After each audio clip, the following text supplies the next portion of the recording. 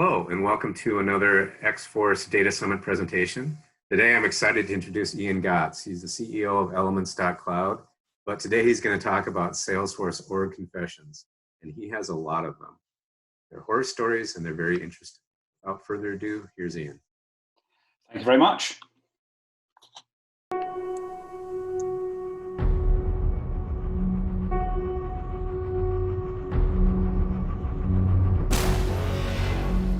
A deadly threat is choking the life out of every Salesforce org. It's called uncontrolled agility. From the makers of Snakes on a Plane and Fields on an Object comes OrgConfessions, the movie.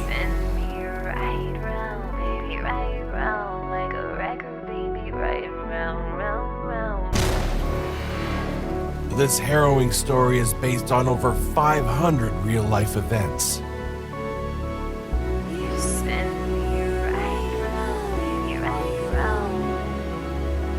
The very existence of the ecosystem is under threat. We have the tools to fight back. Process mapping, org insights, documentation.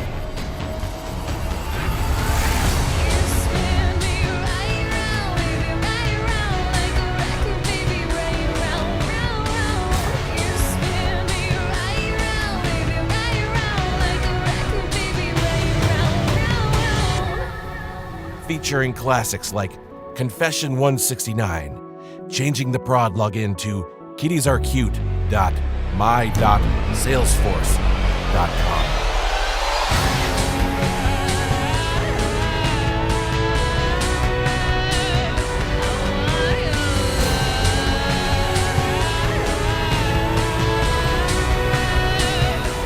There is hope. It doesn't have to be this way.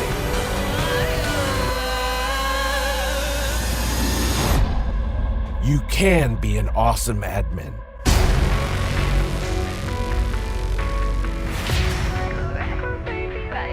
Elements.cloud gives you the superpowers to save the day. Get it at an org near you right now.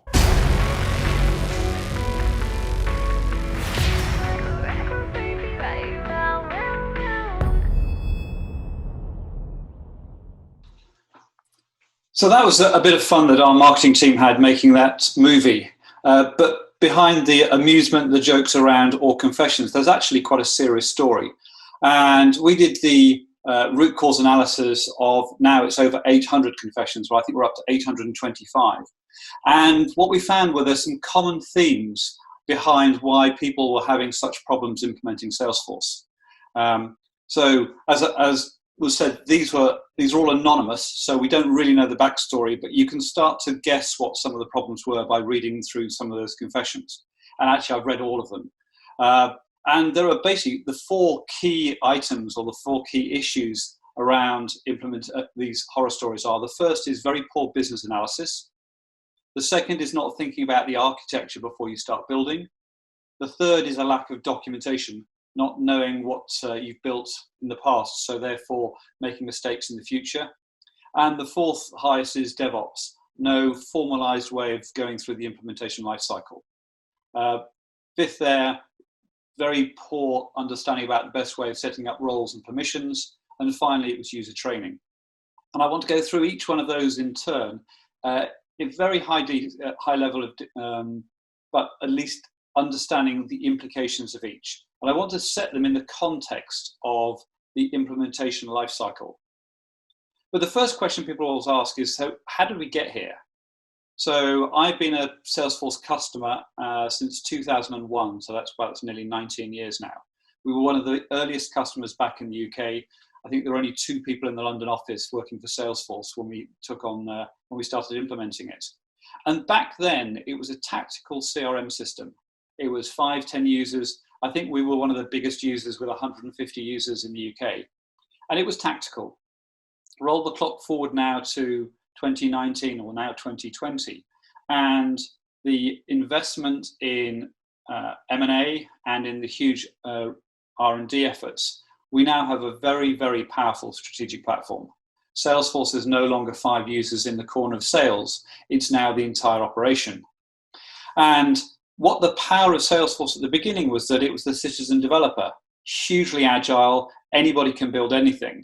But what's happened is now, if we have a strategic platform, we need a far more mature implementation lifecycle. So we need to get to a situation where it's not uncontrolled agility, but we want to get to a situation where we're both agile and compliant. So we can make changes at speed, but with the trust that it's not going to break anything. And really the OrgConfessions is this skills and tools gap. The fact that people don't know how to manage that dev cycle, there's no implementation maturity. And that's really what we're trying to put in place in terms of some of the training that I'm talking about, presentations like this, but also some of the training material that we built, and obviously working with a number of people about building the tools that are needed to fill that gap. So let's think about that implementation methodology. And it starts at the very front end with analyze, capturing requirements, mapping business processes, and then writing really crisp user stories that you can hand over to the developers who can then configure code and test the application that needs to be built. In the build phase, we need some level of impact analysis and documentation of what we built, because we don't build Salesforce once. It is an iterative process, and therefore we're going to come back to this and need to understand what we built, so when we make more changes, we don't break the org. In the deliver phase, we need some way of loading data in a way that's safe and secure, and then we need some process for deploying and releasing. The number of times that people say, oh, well, we develop in production. That's just such a bad idea. So the idea of having sandboxes and a deployment pipeline through to release. And then finally, in the green, we've got training, feedback, and then monitoring the performance of our org. So let's look at those OrgConfessions in the context of this implementation methodology. One thing that was interesting was I got out my, I worked for Accenture before setting up Elements and before setting up Nimbus, which was the last 20 years. And when I joined Accenture, I was given, in fact, it was Anderson Consulting at the time, I was given a book called Method 1, which was all about the implementation methodologies. And that was back in 1986, 87. If I look at the methodology for implementing package systems, as they were called then, there are 19 key activities. If I now look at that in the light of cloud computing, only 2 of those activities aren't required. There are still 17 of those 19 are required. So implementation methodology has been around forever, and cloud doesn't mean you don't need to do this. You absolutely need to go through these steps. Being agile means you maybe do them more quickly and actually a smaller scope, but we still need to do every activity. So let's dive into those different org implementation issues. The first is analyze. So this capturing requirements, mapping processes, writing user stories. So for many people out in the ecosystem, business analysis is this. You're a just admin. What I mean by that is your admin where someone walks past your desk and says, could you just do that? Could you just add a pick list item? Could you just add a new report type? Could you just add? And if you have no way of pushing back, the answer is, yes, I'll do that. Even though your body is screaming, no, I don't want to do that. That's going to screw the org up, but you have no way of pushing back. So typically you end up with some feedback, a statement of work, suggestions, some random wishes. Someone came back from Dreamforce and said, I think we need Einstein, and a few gems in there.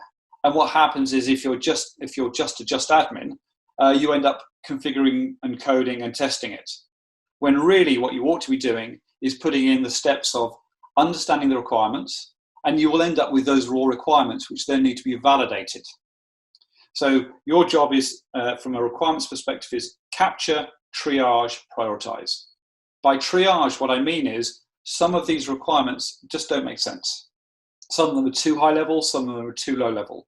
And the only way to start to validate them and understand the requirements that are missing is start to map your processes. Once you're happy with those, you've got a set of requirements, you can then write user stories. And it's the user stories that are the handoff into your development team with the process maps as the context. So let me just go very quickly through what when I talk about process mapping. Many of you out there have said, oh, well, I know how to map processes, I write flowcharts. So what I want to show you is something which essentially is an upgrade to flowcharts. So it's a very simple mapping approach called UPN, Universal Process Notation. It's been around about 20 years. It's not proprietary to any application or any tool set. You can use pen, paper, Visio, PowerPoint, Elements.cloud, Lucidchart, whatever. But some simple principles here about the way we're doing these UPN diagrams. And it's driven by the fact that now people have a relatively short attention span. Everybody's online, so you need to be able to see this stuff on a screen. And also, the content we're creating is not just for our use in terms of designing a process so we can build an application, but this content can also be the material that ends up being the training content for the end users. And if you're highly regulated, this is what the regulators look at to confirm that this is how you operate. So let's just look at just the guts of how this works. First of all, every process step starts with a verb: resolve, request, test, analyze. Every process must have lines going in and out with text on it. So it comes in with a non-sales issue, and it comes out with resolved or new issue.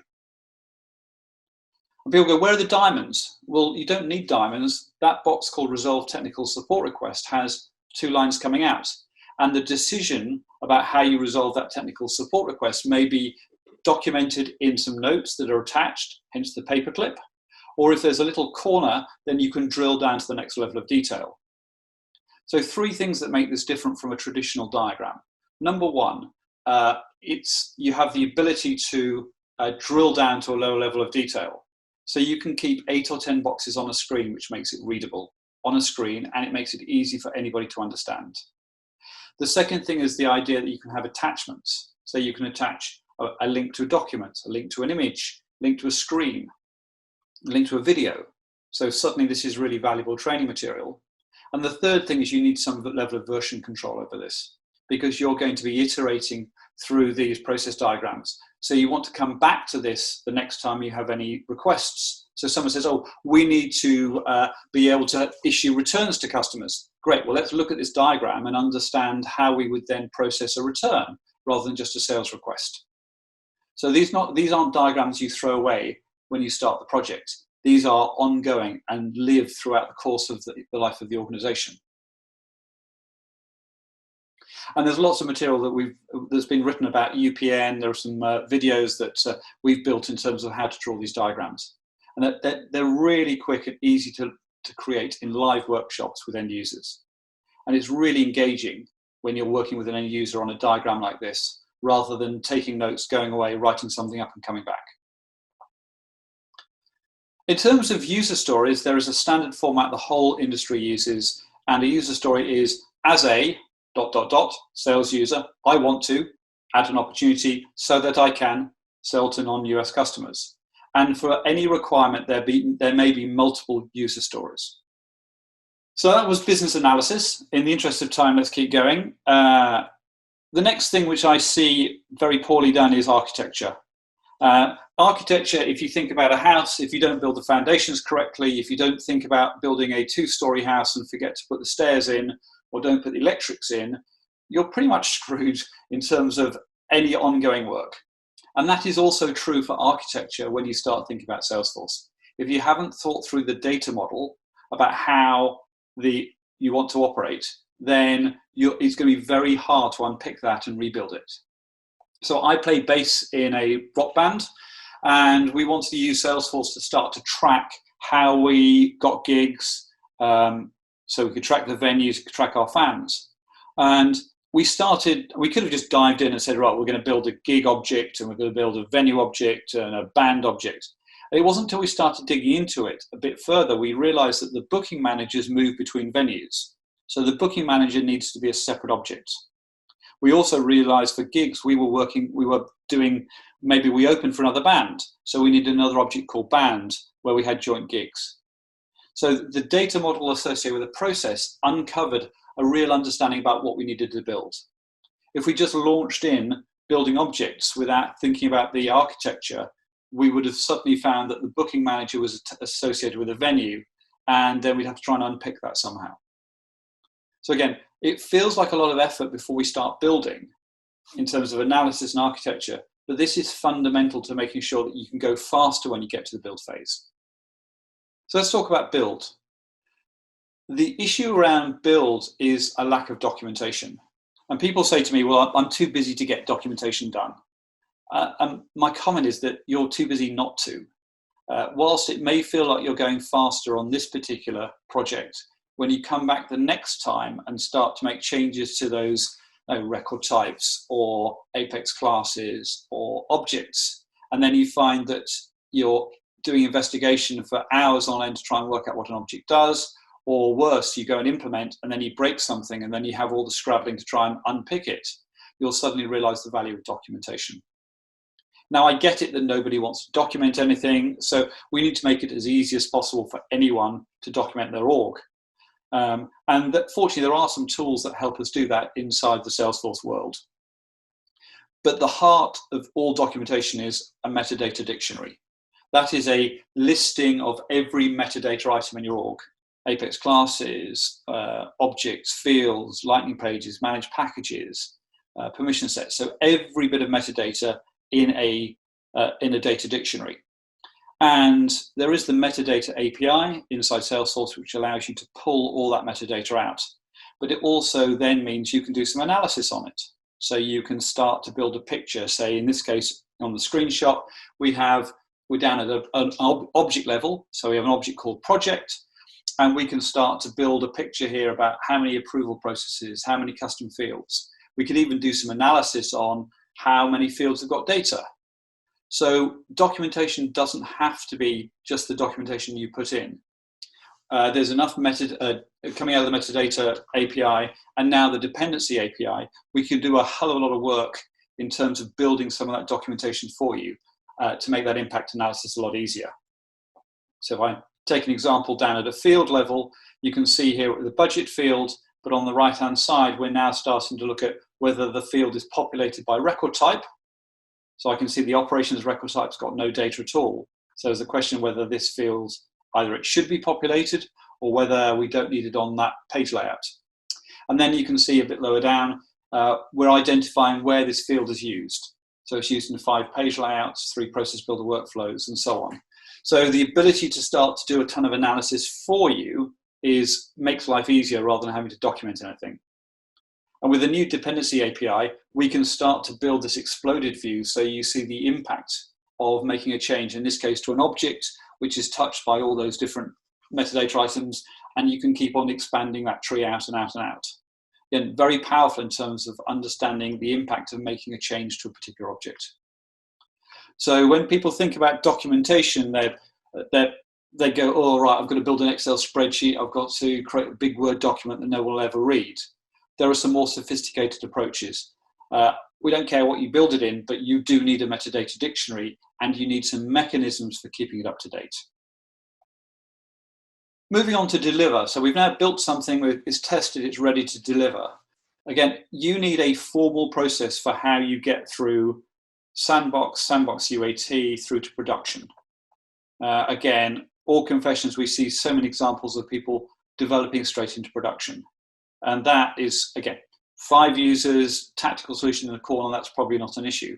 But we're now building systems which are used by hundreds or thousands of users. And therefore, we need to put in place a more sophisticated or more mature CI/CD process. And again, Salesforce has got change sets, but there are other products out there which will start to give a little bit more assistance in terms of building that deploy and release process. But again, fundamental step, which is how do we get from our dev environments into production? And the last step we see there is in terms of training. And people talk about we need to make sure we have decent training material. We need to train users on the new releases that we're producing, but the new releases that are coming out from Salesforce. And training, I think, is the wrong answer. People aren't after training. People are after user adoption. What they want to see is that the systems that they are building are being well adopted. And the reason that I've highlighted all these other boxes for user adoption is because if you build what users want, not what they thought they might need, i.e. you do decent business analysis, you are more likely to get user adoption because you built what they wanted. So therefore, great user adoption starts at the beginning with great analysis, and then it in terms of well-documented orgs. And then some of that documentation you've got can then be delivered as training material. The fact that you're explaining or documenting why you built that project object may be useful for an end user to understand how they should be using that object. Or the documentation about a particular field, about the way the validation rule works, again, is useful training material for the end user. So you should be able to surface that to the end user. So these aren't skills that we just get born with. These are learnt skills. Trailhead clearly is a huge resource around for understanding how to do DevOps, how to set up permissions. There is a lack of training at the moment around business analysis. There's some architecture work that's being done at the moment, and a lack of around documentation. There's very little training. So at Elements, we've built some training material. You can get to it. It's free. It's written in the Trailhead style. It's at train.elements.cloud, and there you'll find the whole life cycle explained, sections on business analysis, on architecture, on impact analysis and documentation, and on training. And a lot of that content we've given to the Trailhead team, and they're looking at how they can start to incorporate some of that inside Trailhead, which is obviously really important to develop out that resource. So I think the fundamental message here is you need to take control. If you don't start controlling your org in terms of analysis, build, deliver, and then operate, your org will control you, which means that you will be in a stressful role, constantly chasing your tail and becoming a just admin. Yes, I can just do that. What you need to do is take a step back and build up these skills of, particularly in business analysis, to make sure that you're controlling your org rather than it is controlling you. So now is your chance to take control. So I'm happy to have any questions. If not, please follow me on Twitter at Ian Gotts, or ping me an email at ian@elements.cloud. Thank you, Ian. I love the whole OrgConfessions thing, and I love your tool. I mean, this isn't a sales pitch, but having managed a Salesforce in my old job, my goodness, the need for good integrated documentation is huge. And some of the other presentations at this conference that we've recorded already certainly could use documentation, especially for the integration task. You know, one of the presenters was talking about going from integration task where he took from one Salesforce org and pushed into another Salesforce org. He was going through it step by step. And he's, of course, he documented, and I asked him if he had some tool. He like, well, you know, usually Excel or whatever. Well, it's a pain in the butt, you know. And anything that's a pain in the butt, people tend not to do, even no matter how important it is. So that's my pitch for your product. One of the things I wanted to drill in on a bit. Do you find that deployment is the source of a lot of confessions? Because I always found Salesforce deployment. I know there are tools to do it, but it's really compared to, you know, I have a software development background, and you know, when we deploy from test to production, you know, it's so easy to automate that. Yet, you know, change set, even if you have to do change sets in a database, you know, you write up your database code that's going to, you know, your alterations of the database and so forth. Salesforce seemed to make that really hard. I think the issue is, first of all, that people don't understand that they even need a deployment pipeline. I think if you go back to the very first chart I showed with the maturity, right. Salesforce has created this massive opportunity for people from any walk of life to be able to transfer and change career, which is fantastic. And they've built Trailhead to help people understand how to use Salesforce. But many of those people are not coming from a systems background like you or I are. And therefore they're arriving and they're not even understanding there's an implementation methodology. So it's not that they don't understand how to use the tools, they don't understand the implications of this. So I think there's some foundational training that's often missed, which is what we're trying to put in place to help someone who's never involved in systems before. Maybe they were a forklift truck driver, maybe they're a beautician, maybe they're now a mum that's come back into the workplace and they're seeing Salesforce as an opportunity. It's those foundational skills So the conversation we just had about deployment and production versus sandbox, for many people, some of the confessions are, I didn't even know a sandbox existed. Okay. So I think we've got some base skills that we need to get people up to speed on in terms of understanding how to get through that implementation life cycle. And that's where I think some of the confessions are coming from, which is, if I think back to one, we do all our development in production because that's where the data is. It's that level of issue that I think we still need to overcome. Right. I think budget's involved too sometimes with that, having a full sandbox is expensive. And if you don't know you need it, you can't justify it. And B, even if you know that you need it, you still have, other things that are, more pressing needs, right? Yeah. I mean, I wrote an article a while ago called Free, Not Free. And it's interesting. It wasn't a pitch for you have to buy products, but it was about, you need to understand that free isn't free. There is always a cost associated with it. If I use Excel for building my data dictionary, I then have the cost of managing it. If I simply spit all my backups back into a CSV file, there is a cost associated with how I do that restore. So the article was saying, think about all the costs, which are time. There's some financial costs, so there may be some security or risk costs associated with using the solution you've chosen. So you need to weigh all those up so you can build a business case. And the answer might be still, the best way of doing it is use this free utility. Fantastic, but at least you've gone into it with your eyes open, rather than the attitude of, I can't do this, I haven't got any money, I have to use free things, and then it actually costs you a lot more in the long run. So I think it's going in and, as you said, building a business case for why these things are important. Yeah, exactly. Free is only, the other saying is, free is only free if your time is worth nothing, right? I think that captures, yeah. And it's not just your time, it's also your reputation. So your system goes down or you lose customer data because, one of the situations was when the confessions, a consultant loaded another client's data into client 2's org. Right, so I've now got just the data implications of someone loading client 1's data into client 2's org. And then how do you unpick all that?